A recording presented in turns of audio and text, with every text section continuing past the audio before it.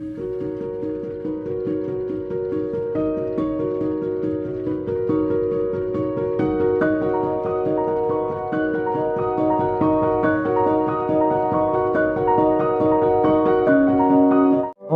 ગુરુ ઉપદેશમાં આપણે જાણીશું મારા વિશે ઈશ્વરે શું ઈચ્છે છે. દરેકના માટે અલગ અલગ ઈશ્વરની ઈચ્છા હોય છે. તેમજ અમુક પસંદ કરેલા પાત્રો જેમ પિત્તર અને પૌલ જેવા જેવો મહાન પુરુષો હતા પ્રભુ ઈસુમાં, તેઓના વિશે ઈશ્વરની ઈચ્છા અલગ હતી. યોહાન લખેલી સુવાર્તા 21મો અધ્યાયમાં વચન 18-23 સુધીની વચનમાં હવે કયા પ્રકારનું મોતથી તે ઈશ્વરનું મહિમા પ્રગટ કરશે એ સૂચવવામાં તેમને એમ કહ્યું. એમ કહ્યા પછી તે તેને કહે છે કે તું મારી પાછળ આવ. ત્યારે જે શિષ્ય પર ઈસુ પ્રેમ રાખતા હતા અને જેને જમતી વેળાએ ઈસુની છાતી પર અડેલીને પૂછ્યું કે પ્રભુ, જે તમને પ્રસ્વાદિત કરશે તે કોણ છે? તે શિષ્યને પાછળ આવતો પિત્તર પાછા ફરીને જોયો. તેથી પિત્તર તેને જોઈને ઈસુને પૂછે છે, પ્રભુ, એ માણસનું શું થશે? ઈસુ તેને કહે છે, હું પાછો આવું ત્યાં સુધી તે રહે. એવી મારી ઈચ્છા હોય તો તેમાં તારે શું? તું મારી પાછળ આવ.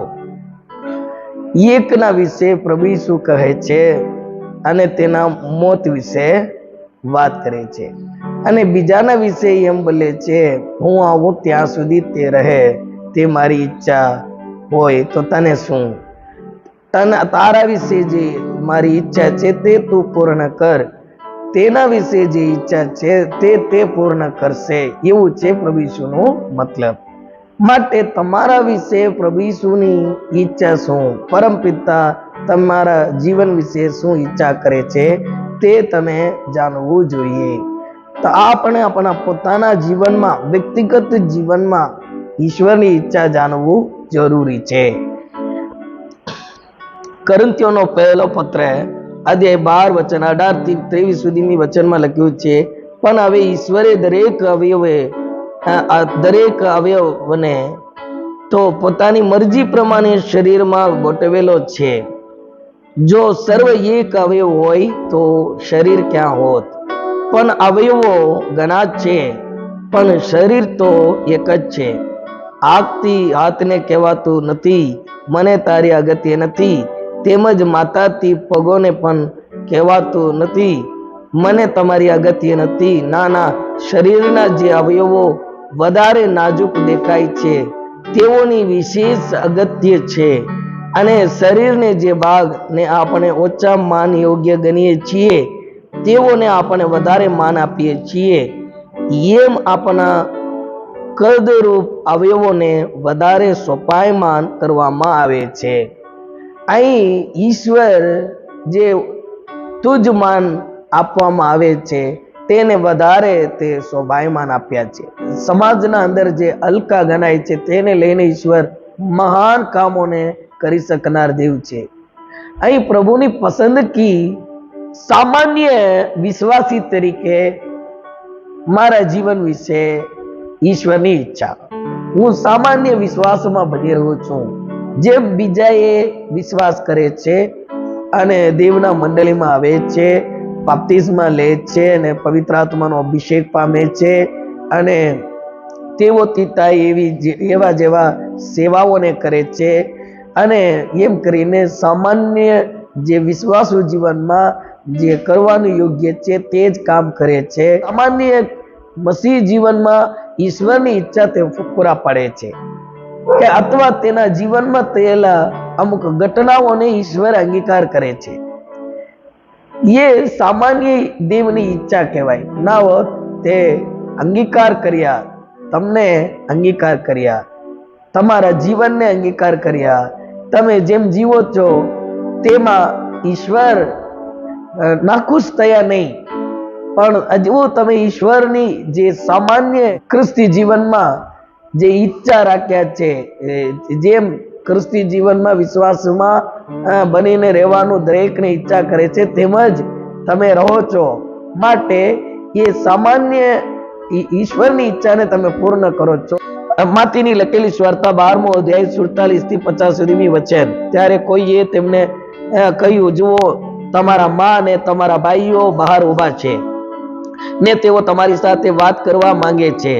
પણ પેલા કહેનારને તેમને ઉત્તર આપ્યો, મારા માં કોણ છે ને મારા ભાઈઓ કોણ છે? અને તેમને પોતાના શિષ્યોની તરફ પોતાનો હાથ લાંબો કરીને કહ્યું, જુઓ મારા માં ને મારા ભાઈઓ, કેમ કે મારા આકાશમાંની પિતાની ઈચ્છા પ્રમાણે જે કોઈ કરે છે તે જ મારો ભાઈ તથા બહેન તથા માં છે. આમાં ઈશ્વરની ઈચ્છા એવી રીતે તે પૂર્ણ કરે છે, જેમ પ્રભુ ઈસુના મુખમાંથી નીકળેલા વચન સાંભળે છે અને સમજે છે અને તે પ્રમાણે પોતાનું જીવન જીવે છે, તે પરમપિતાની ઈચ્છા પૂર્ણ કરે છે. અને માતીની લખેલી સુવાર્તા 21મો અધ્યાય વચન 28 થી 32 સુધીની વચનમાં લખ્યું છે, પણ તમે શું ધારો છો? એક જણને 2 દીકરા હતા અને તેણે પહેલાની પાસે આવીને કહ્યું, દીકરા તું આજે દ્રાક્ષાવાડીમાં જઈને કામ કર. ત્યારે તેણે કહ્યું, હું નથી જવાનો. તો પણ પછીથી તે પસ્તાઈને ગયો અને બીજાને પાસે આવીને તેને એમ જ કહ્યું. ત્યારે તેણે ઉત્તર દીધો, સાહેબ હું જાઉં છું. તો પણ તે ગયો નહીં. તે બંનેમાંથી કોને પિતાની ઈચ્છા પૂર્ણ કર્યો? તેઓએ તેને કહ્યું, પેલાએ. ઈસુ તેઓને કહે છે, હું તમને ખચિત કહું છું, દાનીઓ તથા વેશ્યાઓ તમારી અગાઉ ઈશ્વરની રાજ્યમાં જાય છે. કેમ કે યોહાન ન્યાયને માર્ગે તમારી પાસે આવ્યો તો પણ તમે તેના ઉપર વિશ્વાસ કર્યો નહીં, પણ દાનીઓ તથા વેશ્યાઓ તેના પર વિશ્વાસ કર્યો અને એ જોયા પછી પણ તમે પસ્તાવ કર્યો નહીં કે તમે તેના પર વિશ્વાસ કરો. જો ઈશ્વરના વચનને અમુક અંગીકાર કરીને પસ્તાવો થઈને જે વચનની લાયકાત જીવન જીવે છે, જે પ્રકટીકરણ તેમને મળ્યું, સામાન્ય જેમ બીજા વિશ્વાસીઓને મળે છે તેમાં જ એમને મળે છે, પણ એમાં તે વિશ્વાસુ તથા ઉત્તમ છે, માટે તેઓ દેવના રાજ્યમાં જાય છે. અને અહીં લખ્યું છે, જે પહેલા દીકરા, વડા દીકરા મોટા, તે પોતાના બાપની ઈચ્છાને પસ્તાઈને પૂર્ણ કર્યા, પણ નાના હતા હા પાડ્યા તો પણ કર્યા નહીં. એનો મતલબ છે તમે એક સામાન્ય વિશ્વાસુ જીવન જીવો છો, આ સંસારમાં તમને ઘણા કામ છે, તો પણ ઈશ્વર તમને અંગીકાર કરે છે, તમે પણ ઈશ્વરની ઈચ્છા પૂર્ણ કરો છો. એ સામાન્ય ખ્રિસ્તી જીવનમાં ઈશ્વરની ઈચ્છા છે. અને કોરિન્થીયોનો પહેલો પત્ર અધ્યાય 9 વચન 17માં લખ્યું છે, કેમ કે જો હું રાજી ખુશીથી તે કરું તો મને બદલો મળે છે, પણ જો રાજી ખુશીથી ના કરું તો મને કારભાર સોંપવામાં આવ્યો છે, જેને તેમને જે કામમાં પકડી લીધો છે તેમની ઈચ્છા પૂર્ણ કરવા માટે. પણ અહીં પૌલ પ્રેરિત કહે છે, હું એમ નથી કરું, પણ સામાન્ય એક સેવક જેવા, સામાન્ય એક વિશ્વાસી જેવા હું જીવન જીવું. તેથી શું તે મને નરકમાં નાખી દેશે? નહીં. ત્યારે પણ તેને કારભાર કામ તે કરે છે. કારભાર એટલે સામાન્ય વિશ્વાસુ જીવનમાં ઘણા કામો છે તે કરે છે, માટે તેનું યોગ્ય ઇનામ તેમને મળે છે. પણ ઈશ્વર અમુક લોકોને અમુક કામમાં પસંદ કર્યા છે, તેઓને સામાન્ય વિશ્વાસુ જીવન જીવવા નહીં દેશે. તેઓને લઈને અમુક કામ કરવાનું છે. જેમ યુનાને ઈશ્વરે નિનિવેમાં મોકલ્યા, તે તર્શીશમાં ભાગ્યા છે તો પણ એને નથી છોડ્યા. તે પોતાની ઈચ્છા પૂર્ણ કરવા માટે ઈશ્વર તેના જીવનમાં કામ કર્યા. તેમ કરીને અમુકને અમુક કામ માટે ઈશ્વર પસંદ કર્યા છે. અહીં કોરિન્થીયોનો પહેલો પત્ર અધ્યાય 1 વચન 24 થી 29 સુધીની વચનમાં લખ્યું છે, એ માટે તમે તમારા તેડાને લક્ષ્યમાં રાખો. જગતમાં ઘણા જ્ઞાનીઓ, ઘણા પરાક્રમીઓ, ઘણા કુલીલોને તેડવામાં આવ્યા નથી, પણ ઈશ્વરે જ્ઞાનીઓને શરમાવવા માટે જગતના મૂર્ખોને પસંદ કર્યા, અને શક્તિમાનોને શરમાવવા માટે જગતના નિર્બલોને પસંદ કર્યા છે. અને જેઓ મોટા મનાય છે તેઓને નહીં જેવા કરવા માટે ઈશ્વરે જગતના કુલીલોને ધિક્કાર પામેલાઓને તથા જેઓ કઈ વિસાતમાં નથી તેઓને પસંદ કર્યા, કે કોઈ મનુષ્ય ઈશ્વરની આગળ અભિમાન નહીં કરે, કોઈ માણસ ઈશ્વરની આગળ અભિમાન નહીં કરે, માટે અમુક પસંદ કર્યા. ધનવાનોને શરમાવવા માટે ઈશ્વર અમુક ગરીબોને પસંદ કર્યા છે, અને જે દુનિયામાં જેઓ શક્તિશાળી પુરુષો છે, માણસો છે, તેઓને શરમાવવા માટે નબળા લોકોને, નિર્બલ દુર્બલમાં જેવો છે તેઓને ઈશ્વર પસંદ કર્યા. તેથી ઈશ્વર શું કરે છે? માણસો અભિમાન નહીં કરે, તે સામાન્ય લોકોને લઈને મહાન મહાન કાર્ય તે કરે છે તે જાણવા માટે અમુક હેતુથી પસંદ કરવામાં આવ્યા છે. તે વિશ્વાસ હોઈ શકે છે અથવા તે સેવક હોઈ શકે છે, કઈ કામના માટે ઈશ્વર પસંદ કર્યા છે. થેસલોનિકીઓનો પહેલો પત્ર અધ્યાય 1 વચન 2 થી 4 અમારી પ્રાર્થનાઓમાં તમારું સ્મરણ કરીને અમે સદા તમો સર્વ વિશે ઈશ્વરની આભાર સ્તુતિ કરીએ છીએ, કેમ કે આપણા ઈશ્વર તથા પિતાની આગળ તમારું વિશ્વાસપૂર્વક કામ, પ્રેમપૂર્વક મહેનત તથા આપણા પ્રભુ ઈસુ ખ્રિસ્ત પર ધીરજથી રાખેલી દ્રઢ આશા અમે નિરંતર સંભાળીએ છીએ. ઈશ્વરના વહાલા ભાઈઓ, તમને પસંદ કરવામાં આવ્યા છે કે એ અમે જાણીએ છીએ. તમને પસંદ કરવામાં આવ્યા છે તેમ કરીને પૌલ પ્રેરિત આ વચનમાં ઉલ્લેખ આપે છે. માટે ભાઈઓ બહેનો, તમે જાણવાનું, તમને જે કામમાં ઈશ્વર પસંદ કર્યા તે કામને તમે કરવું જરૂરી છે. એફેસોના પત્ર અધ્યાય 1 વચન 10 થી 14 સુધીની વચન, સમયોની સંપૂર્ણતાની વ્યવસ્થામાં સ્વર્ગમાંના તથા પૃથ્વી પરના સર્વમાનાને ક્રિસ્તુમાં તે સમાવેશ કરે. આ ક્રિસ્તુમાં જેમનામાં તેમનો વારસો નિમાવ્યા, આપણે તેમનો વારસો નિમાવ્યા, અને જે પોતાની ઈચ્છાના સંકલ્પ પ્રમાણે સર્વ કરે છે, તેમના સંકલ્પ પ્રમાણે આપણે અગાઉથી નિર્મિત થયા હતા, જેથી ક્રિસ્તુ પર પ્રથમ આશા રાખનાર અમે તેમના મહિમાની સ્તુતિને માટે થઈએ. જેથી ક્રિસ્તુ પર પ્રથમ આશા રાખનારા અમે તેમના મહિમાની સ્તુતિને માટે થઈએ, માટે પસંદ કર્યા છે, એમ કરીને વચનમાં લખ્યું છે. તો પૌલ પ્રેરિત જેવા પ્રેરિતોને ઈશ્વર પ્રથમ પસંદ કર્યા, સેવકોને ઈશ્વર પ્રથમ પસંદ કર્યા, પસંદ કરીને તેઓને અમુક સેવા માટે તૈયાર કરે છે, તૈયાર કરીને તે તમારા સુધી મોકલે છે, અને જેઓને તેઓની સેવાનું જરૂર પડે છે તેઓ સુધી મોકલે છે. માટે ઈશ્વર તેઓને પસંદ કર્યા છે. પૌલ પ્રેરિત કહે છે, ગલાતીઓના પત્ર અધ્યાય 2 વચન 7 થી 9 સુધીની વચન, પણ ઉલટો જ્યારે તેઓએ જોયું કે જેમ પિતરને સુન્નતીઓને માટે સ્વાર્થતા સોંપેલી છે, તેમ મને બેસુન્નતીના માટે સોંપેલી છે. કેમ કે જેમને સુન્નતીઓને પ્રેરિત થવા માટે પિતરને શક્તિમાન કર્યો, તેમને વિદેશીઓનો પ્રેરિત થવા માટે મને શક્તિમાન કર્યો. અને જ્યારે તેઓએ મને કૃપા પ્રાપ્ત થયેલી જોઈ, ત્યારે યાકૂબ, કેફા તથા યોહાન જેઓ મંડળીના સ્તંભ જેવા ગણાતા હતા, તે દરેક મારો તથા બરનબાસનો પ્રેરિત તરીકે સત્કાર કર્યો છે.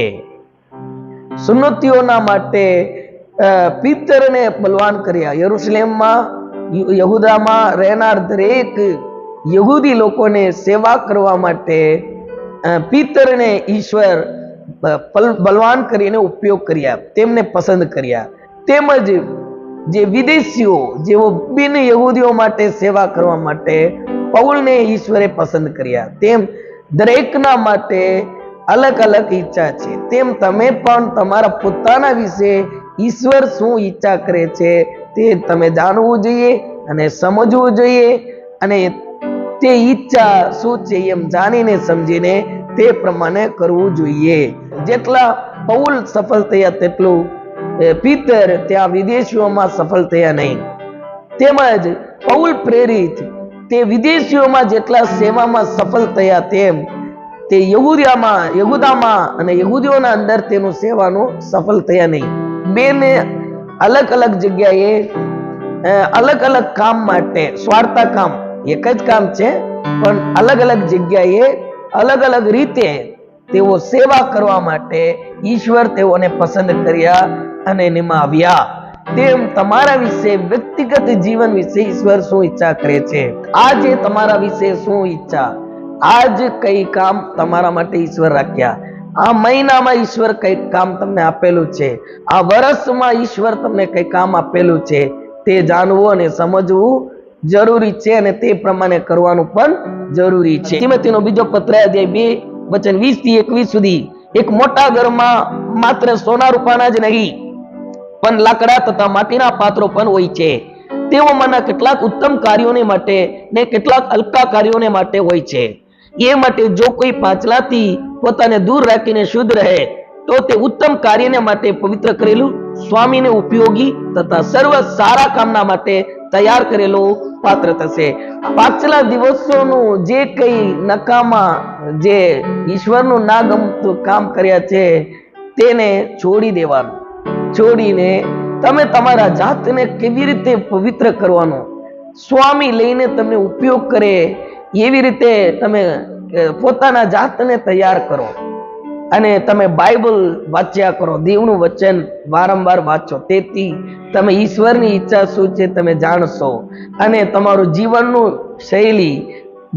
શૈલી એમ થઈ જાય, ઈશ્વરની ઈચ્છા પ્રમાણે થઈ જાય. અને તમે પ્રાર્થના કરો, દેવને વિનંતી કરો, દેવને આભાર સ્થિતિ કરો, દેવને આરાધના કરો અને દેવને જેમ પસંદ પડે તેમ તમે દેવના આગળ તમારા જાતને નમ્ર બનાવો.